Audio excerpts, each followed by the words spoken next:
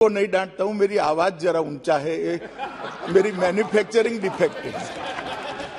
मैं कभी किसी को ना, मैं गुस्से होता हूं, कभी कश्मीर का सवाल आता है तो हो जाता हूं, बाकी गुस्से नहीं होता। ये बात भले ही गृह मंत्री अमित शाह ने मजाक में कही हो, लेकिन इसके मायने बहुत गहरे हैं। दरअसल अमित शाह ने सोमवार को संसद में जो कहा, उसकी झलक पहले भी कई बार उनके भाषणों और बयानों में दिख चुकी है।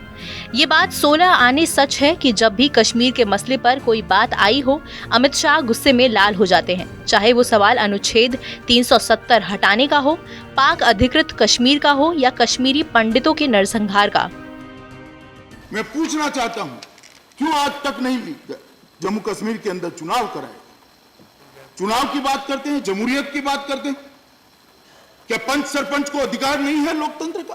कश्मीरी पंडित जो आज देश भर के अंदर, अपने ही देश के अंदर दर दर की ठोकर खा रहे, उनको घरों से निकाल दिया गया, इतने ढेर सारे इनके धार्मिक स्थानों को तोड़ लिया गया, भगा दिया गया, वो कश्मीरियत का हिस्सा नहीं थे।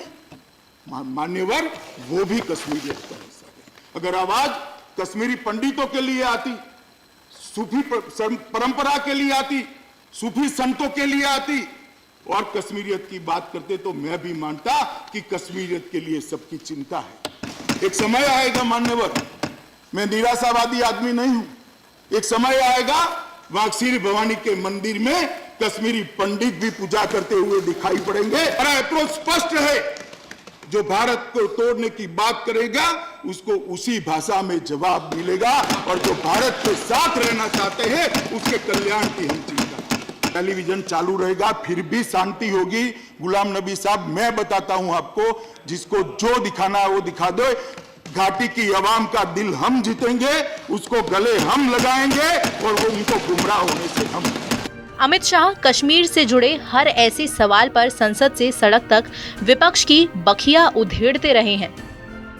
कई ऐसे मौके आए हैं जब संसद कश्मीर पर अमित शाह के गुस्से का गवाह बनी है। तो चलिए अमित शाह के कुछ ऐसे बयानों पर एक नजर डालते हैं।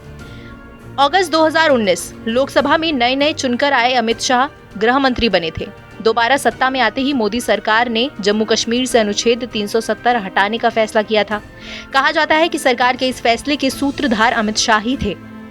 लोकसभा में इसी मुद्दे पर संग्राम छिड़ा हुआ था। जब बात पीओके तक आ गई और गहमा गहमी बढ़ी, तो अमित शाह ने यहाँ तक कह दिया कि पीओके के लिए जान भी दे देंगे। जम्मू एंड कश्मीर के पीओके को आप भारत का हिस्सा नहीं मानते हो क्या? एग्रेसिव ना हो, जान दे देंगे इसके लिए। क्या बात कर रहे हो आप? एग्रेसिव होने की क्या बात कर रहे हो?